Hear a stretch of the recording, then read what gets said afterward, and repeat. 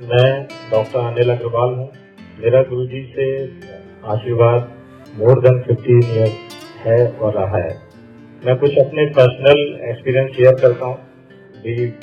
मैं और मेरी वाइफ दोनों डॉक्टर हैं।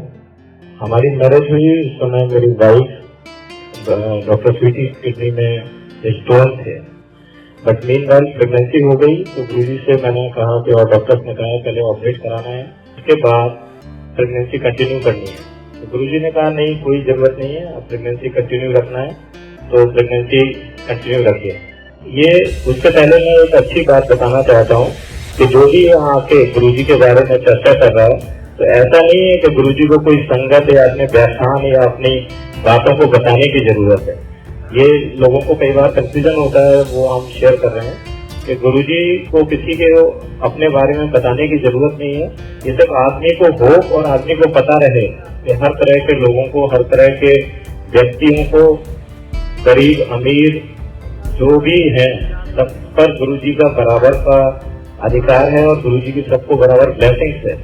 इसलिए ये जो आप सत्संग सब लोगों को सुन रहे हैं, उनका मेन मकसद इतना ही है, कोई गुरुजी की पढ़ाई करना है या उनका व्याख्यान करना नहीं है। आपके लिए एक होप और आपके लिए एक जगह पैदा करना है कि आप भी इस तरह अपना सुख, चैन और लाभ ले सकते हैं। तो मैं बता रहा था आपको कि मेरी वाइफ की किडनी में स्टोन था और वो फर्स्ट ट्राइमेस्टर में उसे मलेरिया फीवर हो गया। उसमें जो ड्रग्स हैं दे आर कंट्राइंडिकेटेड। स्टिल क्योंकि प्रेगनेंसी थी, आई वाज इन कानपुर, मेरी गुरुजी से बात हुई, गुरुजी की बहुत विशेष कृपा थी। आप अभी भी इस संगत में गुरुजी के फ्रेग्रेंस और उस चीज को महसूस करिए। गुरुजी यही है, हम सबके साथ हैं, हम सबके हृदय में है, ऐसा महसूस करिए आप। जब वो ड्रग्स हमने गुरुजी से बात की तो गुरुजी ने कहा ठीक है, जो डॉक्टरी करना है करो, बाकी मैं देखूंगा। तो मैंने इसको क्लोरोक्विन वगैरह दी क्योंकि वो ड्रग्स इतनी जरूरी थी कि अदरवाइज वो फीवर डाउन नहीं आ रहा था।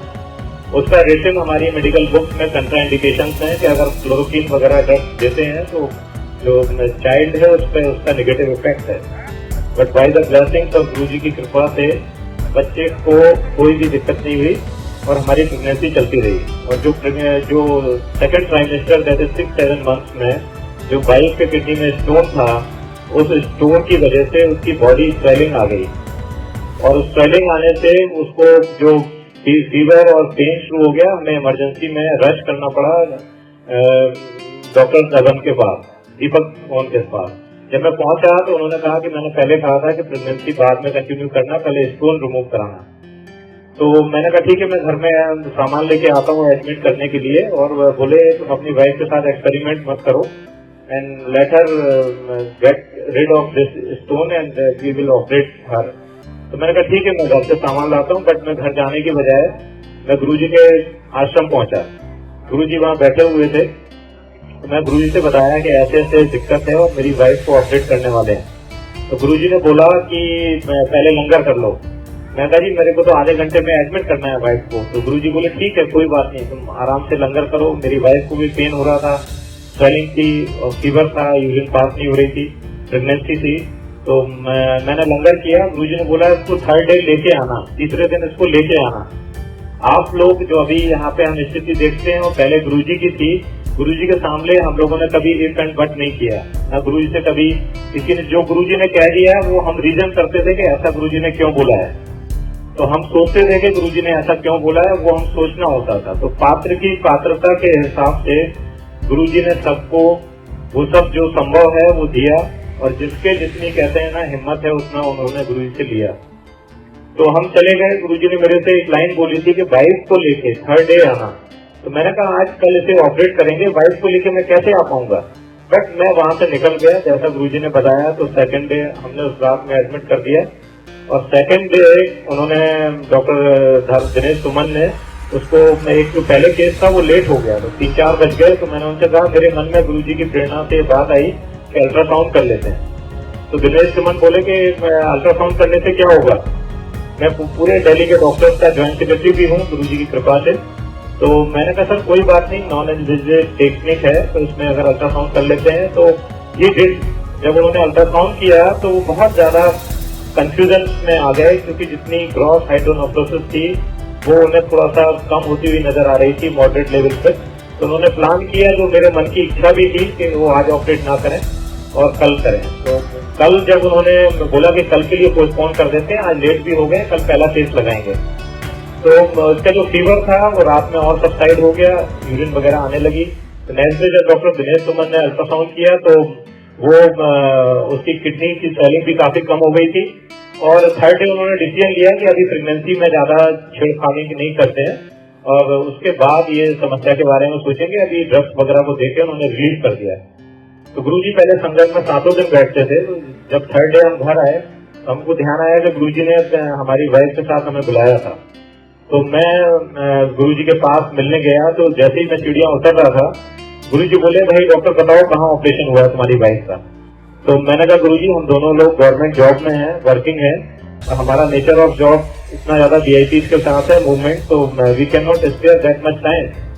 तो गुरुजी का चेहरा थोड़ा सा चेंज हुआ और गुरुजी ने कहा कि आज के बाद इसको ये दिक्कत नहीं रहेगी, आज के बाद इसकी समस्या नहीं रहेगी, इसका कल्याण किया।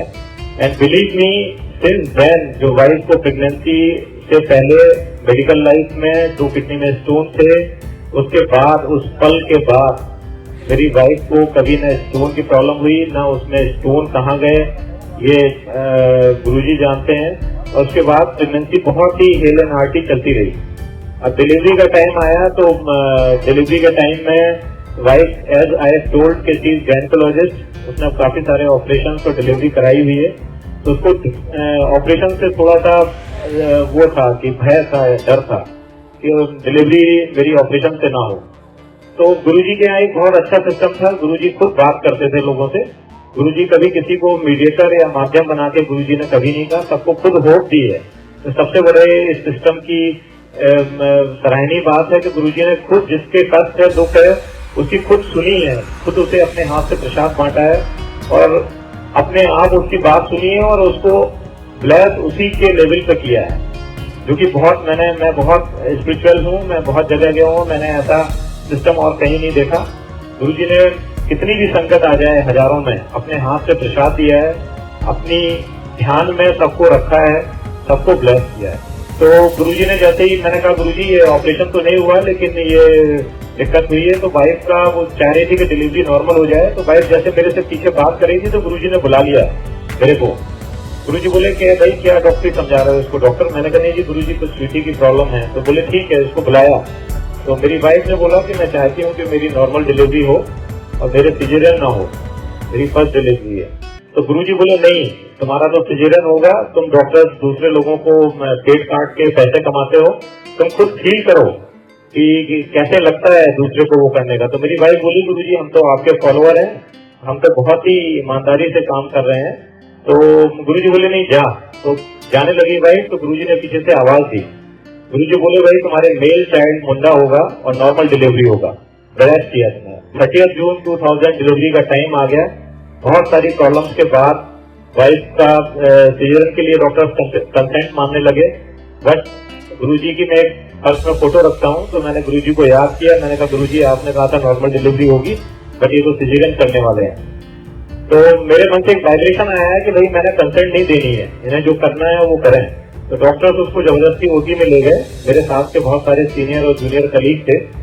तो वो जैसे ही ऑपरेशन करने वाले थे, एक सिस्टर अंदर से बाहर आई। उसने बोला डॉक्टर साहब आपको अंदर बुला रहे हैं। इससे पहले बच्चे की पल्स वगैरह बढ़ चुकी थी, तो हमने कहा देखें क्या अंतर्वर्ष हुआ। तो it was shocking to doctor and me कि जब मैं ओटी टेबल पे पहुंचा तो नॉर्मल मेल चाइल्ड डॉक्टर के हाथ में था। जो डॉक्टर हमारी वाइफ की सर्जरी करने वाला था, वो उसके ग्लव्स और नाइफ उसके हाथ में था। And they we are all stunned कि ये हुआ क्या। But I and Sweetie we are in position to understand what miracle is going on with us and from where we are getting the blessing. तो इस तरह की चीजें हैं कि जहाँ पे अगर आप जितनी नम्रता और जितना लेमैन और जितना लेबर बन के आएंगे और जितना इफ एंड बट छोड़ के आएंगे, उतना ही आपको सरेंडर करना पड़ेगा।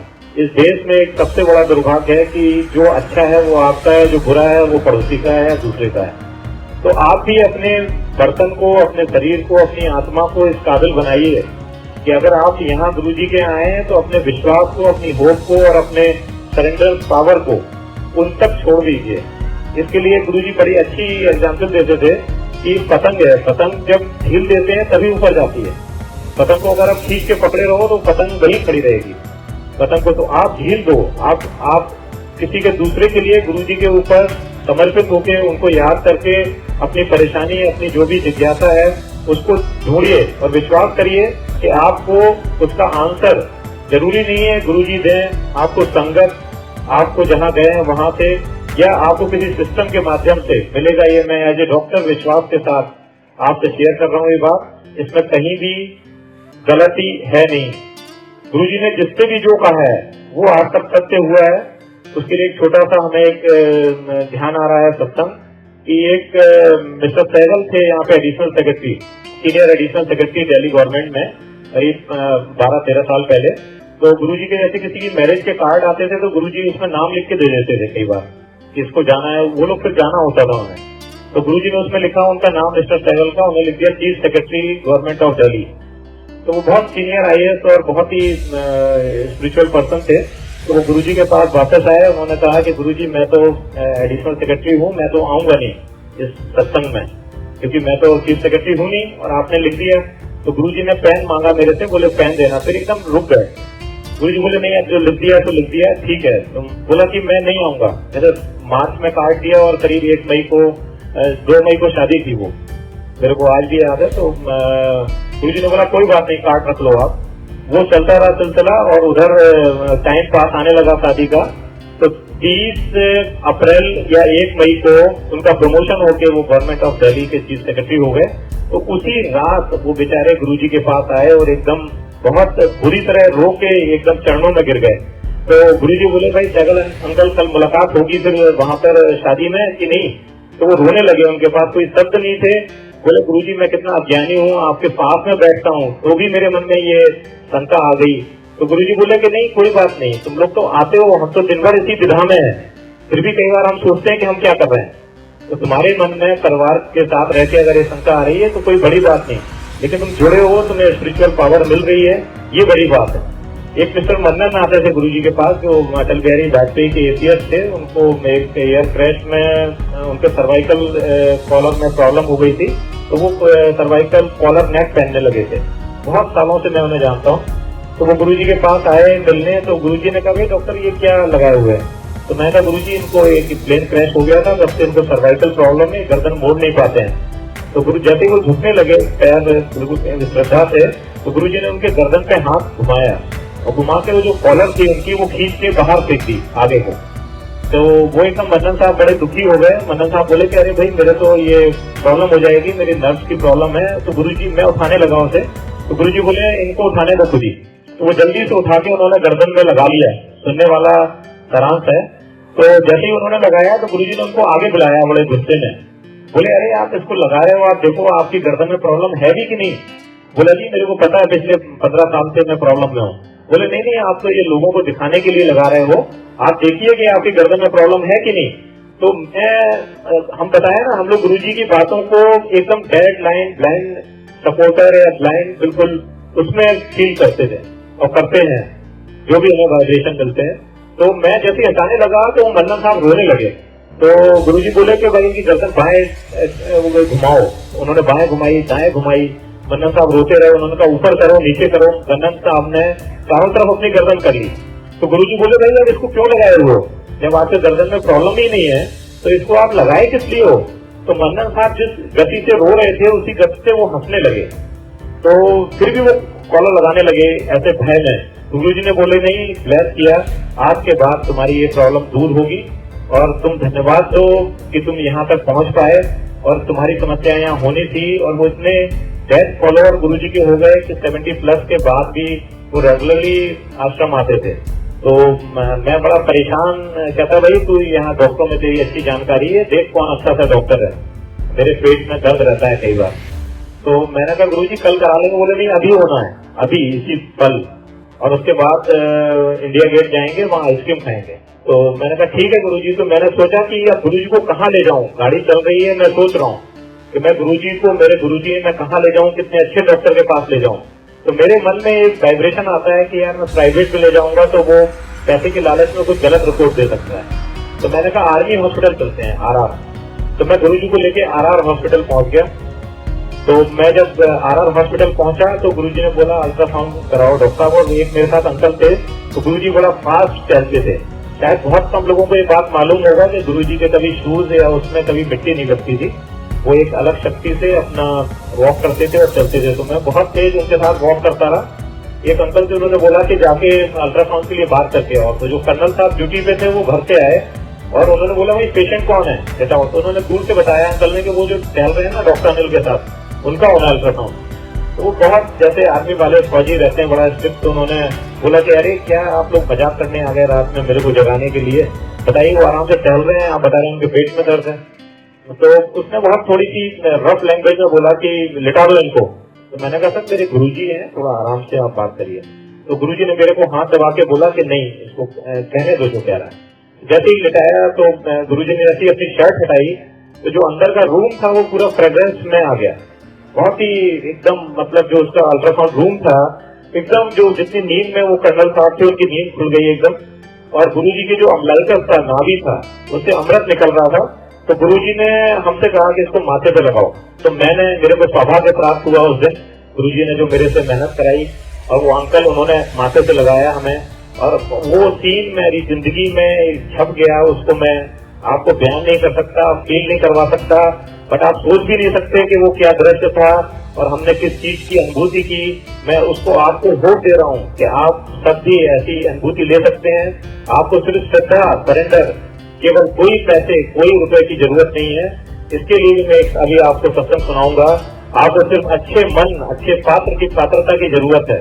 तो जैसे ही उन्होंने मैंने लगाया तो वो जो डॉक्टर साहब थे जब तक वो समझ चुके थे कि अल्ट्रासाउंड जब करते करते उन्हें कहीं कुछ फॉल्ट नहीं मिला, तो मैंने कहा सर ठीक से करिए मेरे गुरुजी। बोले यार इनके ऑर्गन्स जो हैं वो 14-15 साल के बच्चे के बराबर हैं और कोई भी ऑर्गन में प्रॉब्लम नहीं है। तो गुरुजी बोले मेरे राइट साइड में डॉक्टर पीछे कभी कभी दर्द जाता है। तो गुरुजी को मैंने टिल्ट किया, टिल्ट करते ही उन्होंने पीछे फ्रोग लगवाई तो वो समझ चुका था, उसने फ्रोग रख के और वो जमीन में बैठ गए कर्नल साहब और एकदम बहुत बुरी तरह परेशान से हो गए। तो गुरुजी ने मेरा सहारा लेके गुरुजी उठे और उसको जो करीब उस चरणों पे आ गए गुरुजी के, तो उन्होंने पैर नहीं छोड़े गुरुजी के। तो गुरुजी जमीन पे आ गए, गुरुजी ने उन्हें उठा के सीने से लगाया। बोला भाई मैं अल्ट्रासाउंड कराने नहीं आया था, मैं तो तेरा सीटी स्कैन करने आया था। तू अपनी बीवी से दुखी है, तेरे दोनों बच्चे तेरी बात नहीं सुनते और तू अभी भी लड़ाई करके आ रहा है। तो मैंने कहा इसी पल तुझे ब्लेस किया जाए। मेरे मन में इतनी इच्छा आई कि तो मैंने कहा देखिए गुरुजी की मैंने बात बोली ना कि कभी भी कोई बात का हर बात का मतलब रहता था। तो बोले भाई डॉक्टर ठीक किया ना, रात में अल्ट्रासाउंड करवाने आए। हाँ मैंने कहा जी ठीक किया, बिल्कुल ठीक किया। कि मैं तो सुबह के लिए कह रहा था। तो वो उनको बोला कि आश्रम में आना। उसके बाद बोले गुरुजी के यार कभी चलते चलते मैं ना थक जाता हूँ और मेरे को लगता है जैसे चक्कर आ रहा है तो ब्लड शुगर और करा लेते हैं। तो मैं कहा गुरुजी क्या पेन इन करेंगे, चलिए चलते हैं, अभी आइसक्रीम खाना है अपने को, वहां चलेंगे। तो गुरुजी बोले नहीं करा लेते हैं। तो वो बेचारा लैब टेक्नीशियन आया, उसने ब्लड निकाला तो मेरे को बड़ा कष्ट हुआ उंगली से और वो बड़ी देर तक जब नहीं उसको चेक कर पाया तो गुरुजी ने कहा भाई देखो डॉक्टर ऊपर रिपोर्ट क्या हो गई। तो वो लैब टेक्नीशियन बड़ा बिल्कुल सर्दी का टाइम था, बड़ा पानी एकदम पसीने में, कहता है डॉक्टर साहब ये तो मेरे से ब्लड लगता है कुछ मिक्स हो गया है और ब्लड शुगर 28 आ रहा है इसमें। मैं कहा भाई बता दो नीचे जाके गुरुजी से। गुरुजी का माध्यम हमेशा सिंपल, सीधा, सरल, सामने वाला था। उसमें कोई तोड़ मरोड़ नहीं, कोई उसमें माध्यम नहीं, कोई उसमें एडवोकेट नहीं, कोई उसमें जज नहीं। तो सब उनका अपना सिस्टम था। तो जब उसने बोला तो उसने बोला जी मेरे को लगता है मेरे से ब्लड फैल गया या कुछ गड़बड़ हो गया तो मैं दोबारा करना चाहता हूँ। तो गुरुजी बोले भाई ले लो संकल ले लो, उंगली करने लगे। तो मेरे मन में बड़ा दुख लगा कि भाई ये दोबारा प्रिक करेगा गुरुजी को। तो गुरुजी इतना जल्दी वॉलंटियर करते थे अपने को, बोले ठीक है यार ब्लड लेने दो इसको। वो ब्लड देके फिर अपना टहलने लगे हमारे साथ। तो जो अंकल थे वो आए तो बोले जी ये तो 24 करीब आ रहा है ब्लड शुगर। तो वो इतना ज्यादा जबरदस्त मतलब ईमानदार टेक्नीशियन था। बोला जी मैंने जिंदगी के 30 साल बहुत मेहनत से 1 रुपए भी बिना इधर उधर किए मेरी जिंदगी में मैं यहाँ का बेस्ट लैब टेक्नीशियन हूँ, आरएन सिंह नाम था उसका। तो बोला मैं गारंटी लेता हूँ कि अगर मैं इस टेस्ट को नहीं कर पा रहा हूँ तो इसमें कोई ना कोई भगवान की रजा है। मैं अब कंफर्म कह रहा हूँ कि जो मैंने ब्लड शुगर निकाला वो सही है। तो गुरुजी एकदम जैसे ही वो झुकने लगा तो गुरुजी बोले नहीं तू बहुत ईमानदार आदमी है, इसीलिए मैं तेरे को इस समय ब्लेस करने आया हूँ। अब तुम जुलाई में मेरे पास आना और अपनी कार से अपने बच्चों को लेके आना। तो बोला गुरुजी मैं तो साइकिल से चलता हूँ, मैंने तो अपनी जिंदगी साइकिल से निकाल दी। गुरुजी बोले यार अब तुम्हें हमने ब्लेस किया है, अब तुमने पीछे मुड़ के नहीं देखना है, अब तुम जुलाई में आओगे। तो हम लोगों ने और अंकल ने रोका कि तुम बोलो कम सुनो ज्यादा, अगर गुरुजी कह रहे हैं तुम्हें कार से आना है तो तुम बस इतना सुन लो। तो हम लोग चले गए वहां से। वो हाँ गुरुजी उसको रोक दिया है, कह रहे वो बहुत ज्यादा आतुर था कि सुबह ही आश्रम आ जाए। तो गुरुजी ने बोला नहीं, तो जुलाई में कार से आना, साइकिल से नहीं आना मेरे आश्रम। तो बहुत परेशान हो गया। मेरे को एक बार बीच में फोन किया उसने कि डॉक्टर टैक्सी से आ जाते हैं, कार से ही तो बोला है उन्होंने। मैं कहा नहीं भाई तुम्हारी कार से बोला है, तुम वहां की बातों को बहुत हल्के में मत लो, जो उन्होंने कहा है वो तुम्हारे भले के लिए कहा होगा। तो इस बीच अप्रैल मई में जब इंटरव्यू वगैरह हुए और ये एग्जाम दिए तो उसका एक बच्चा डॉक्टर और एक बच्चा इंजीनियर निकल गया। और जून में उसके कुछ पुराने पैसे थे जो 7-8 साल पहले उसकी कई जॉब ऑफ से नहीं मिले थे, वो अचानक उसे 25-30 जून के बीच में मिल गए। तो फर्स्ट वीक में उसने गाड़ी ली और वो वहां आया। तो गुरुजी बोला भाई मैंने तुम्हें ब्लेस किया। तो वो पूरा परिवार एकदम चरणों में झुक गया, कहता जी गुरुजी आपने तो हमारी दुनिया ही बदल दी। मैं कभी मेरा सपना था कि मैं लैब टेक्नीशियन हूँ, मैं अपने बच्चों को क्या बनाऊंगा, बताइए कि मेरे एक बच्चा डॉक्टर सेलेक्ट हो गया, एक इंजीनियर, और आपने जो हमें खुशहाली दी है उसका मैं शुक्रिया अदा करने के लायक ही नहीं समझता। सिर्फ मेरे को आप ये बताइए कि हम क्या करें। तो गुरुजी ने बोला कि तुम सिर्फ ईमानदारी से इसी तरह तुम्हें काम करना है, किसी से डरना नहीं है और ईमानदारी से इसी तरह आगे बढ़ते रहना है।